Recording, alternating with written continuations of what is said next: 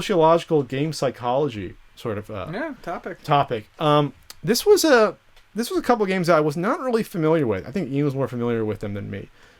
Daisy and Rust. Right, and they've been out for a while in beta, and they've been slowly, I'd say, over the past couple months, getting a lot of attention, not so much for the gameplay, but for the fact of what you can do. And before Pat dives into the psychology thing, to give you a rough idea, if you don't know what Daisy and Rust are, they're basically survival games.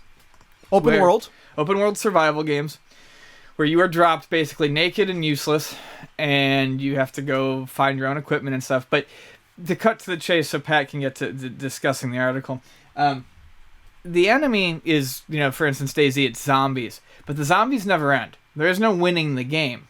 So it makes it a very toxic environment, because if there's no winning the game, you suddenly find the other human players your enemies. Oh.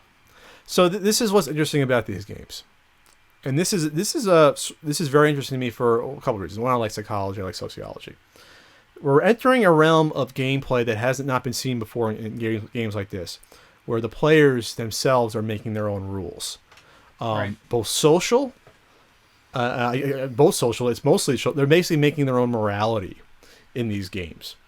So this came to the attention of a lot of people because there was a YouTube video for a Daisy group, where what happened was it was a group of players all heavily armed. And in these games, Daisy and Rust, you don't start out with heavy weaponry. You start out with like a rock, I think, and rust that you can bash people over the head with, and then you have to find and build up and trade for, and get melee weapons, and then get machine guns and things like that. So you are helpless in these games. You are absolutely helpless when you start off, or even I guess earlier on, unless you build alliances and talk to people and get in a clan, whatever else. It's like you're back in the caveman days and you have to survive.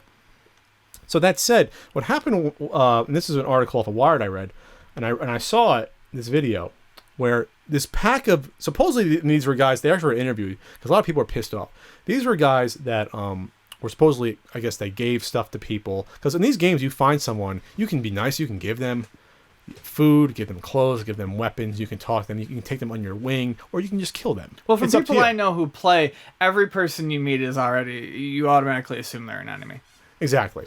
So in this game, though, this tells you a lot. This is where the psychology comes in, because you are putting your mind into the game. Right. Or if you're going to be if you have psychopathic tendencies, they can come out in these games. Sure. Because there are no rules. Well, there's no consequences. And there's no consequences. That's the biggest thing. So this is what happened. This group of players came across three lowly armed that had pickaxes. They came across this group. Two guys were in yellow jackets with a third guy. They commanded them and ordered them. And this is not just via typing. Audio. Sit down. Or basically, we'll kill you. Yeah. Sit down on the ground. We're going to play a little game now. Drop your axes. We're going to put the axes in the middle of you two guys in the yellow. It said, we want one of the yellow guys in the yellow jacket to kill the other one. Yeah. This is where it gets very interesting, because they can laugh it off, but it's sick. It's a little bit sick. They wanted to force them to kill each other. And in these games, when you die, everything is lost. It's not like you easily respawn or anything. You start from scratch. So death has consequences here. Yeah. I'm not saying this is real life, but it has a heavier consequence than most other gaming experiences. So they're forcing one each other to kill, and they could have been friends in real life that were playing together, or someone that they bonded with in real life that now this isn't playing Pac-Man anymore. This isn't even playing a first-person shooter against someone. This is someone that you're building friendship bonds with. Someone is forcing you to kill that person, even in a virtual world. So the one person refused to and ran away. The other one shot him in the back as he ran and laughed. Yeah. And laughed about it, and then gave the survivor, you can have, we'll give you rice or whatever. Ha ha ha. Games like this will bring out the good in people and bad, but I think in gaming, though, the way these games are sort of being designed, there's no reason to be good to other people in these games. Well, no, and that's one thing that the article I don't think mentioned, and I read, but a lot of people, when you look at especially, I think it's Daisy, not so much Rust, Daisy's kind of fucked, because there's a lot of time spent in how you can harm and torture and kind of kill other human players. So it's very much meant to be part of a game. This isn't something that they stumbled upon. Mm-hmm. Like the ability to force feed poison, stuff like that.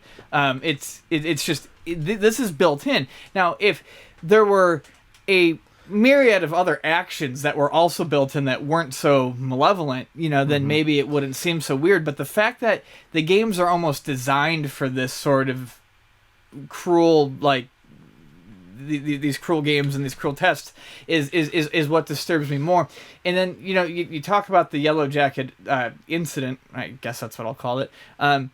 And it's just, I don't know. It's what, look, when I play a video game and they give you the choice of good guy or bad guy, I can almost never play the bad guy because I just can't. In this, though, I think it really does bring out some underlying tendencies here's the thing, in though. people. When you play a good guy versus bad guy role in a game, that's just, the bad guy is just good from their own perspective. They have a goal to accomplish. Sure. In that way, they're not being a psychopath. In these games, you are a psychopath. Well, but that's what I'm saying. With like, no morality. I can't even do it in a situation where it's something like there's a difference, though. Because like playing as Darth Vader, in Darth Vader's mind, he's being a good guy. Yeah. In these games, you're just acting just on your own, just fucked up moral code, and you're just torturing people. Yeah. You know what I mean? Just to do it, not even with any real goal, just because it's fun to you. No, I know. That's the definition of a psychopath. No, it's like a kid. It's like a kid who sits on his front porch and tears the legs off of ants. Exactly. Or burns them with a magnifying glass. So the writer of this article was friends with someone in real life and played, I believe, it was Rust, and they came across a friendly female. Right. Even though the skin was only male so far in Rust, and so. They're like, oh, okay, we'll take you under our wing. We'll help you out. We'll give you clothes and food. All of a sudden, within, I guess, minutes, he sees his friend murdering this person that just trusted them with their virtual life. And he got, this one guy author of this article, got sick to his stomach, even knowing that virtually his friend, a guy he's known for years, had it in him to even virtually murder someone like that. Right. In such a sick way. But here's where it gets better. He found himself trying to murder someone that trusted him later on. And thinking about, this is opening a really strange world now in video games that was not there at all before. Yeah, well, what do our personalities do? What does our brain do when there are zero consequences to our actions? Not just that. Is it a reflection of what you would do with no consequences? Right, and you don't know. Is it really that you can say out in the world there that there are a lot more psychopaths than you know about, but they know that there are consequences, so they won't go and just kill someone.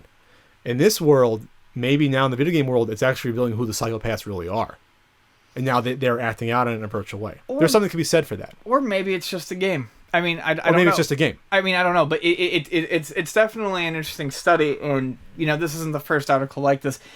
I would love to see more on this topic as time goes on, as these games reach fuller completion, as maybe something like DayZ adds more than just torment actions, like more helping actions. You'll make it so that you have to team up with humans more and more. Right, see where it actually falls. But as of right now, especially, I mean, like I said, I haven't played it, so anyone who's going to make a comment about you guys don't play the game, so you don't know. We're just commenting on the sociological aspects.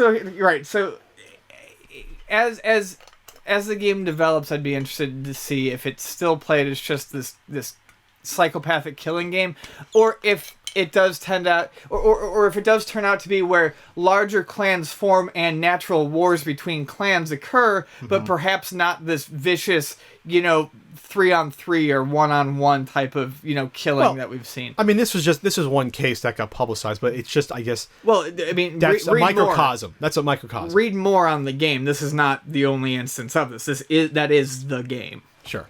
And so, and there's no quote unquote, there's no police to control this. It's anarchy. Yeah. It's like, again, in real life, would you do that? Probably not.